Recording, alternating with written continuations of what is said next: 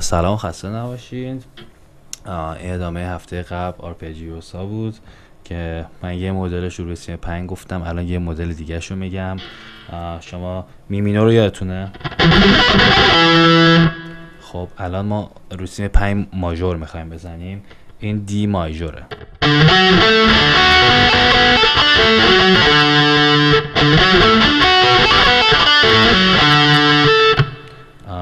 و اگه من میخوام از روی اول فردبورد تا ته بزنم، ماژور مینور رو سی 5 اینجوری میشه: لا مینور،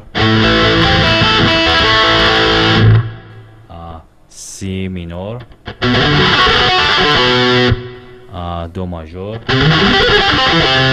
ره ماژور، می مینور، سول ماژور، لا مینور،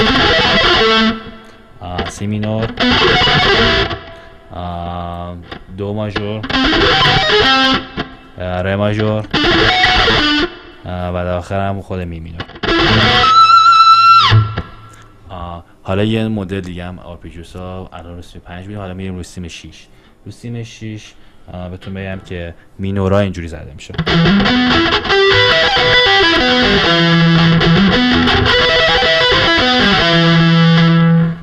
و مثلا این می مینور بود، حالا ره ماژور مثلا اینجوری.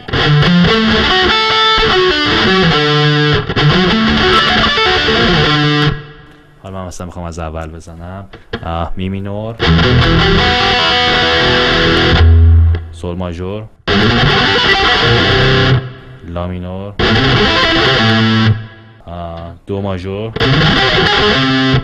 ره ماژور، می مینور و سول ماژور، لا مینور. همینجوری شما میتونید بزنید. و یادتون نره دو تا نکته که اول از همه بعد آلترنت بزنید همه پیکاتون رو. و نکته دوم که یادتون نره ما هنوز داریم رو می مینور میزنیم، برای همینه که میمون مینور، سولمون ماژوره. خب هفته بعد میبینمتون.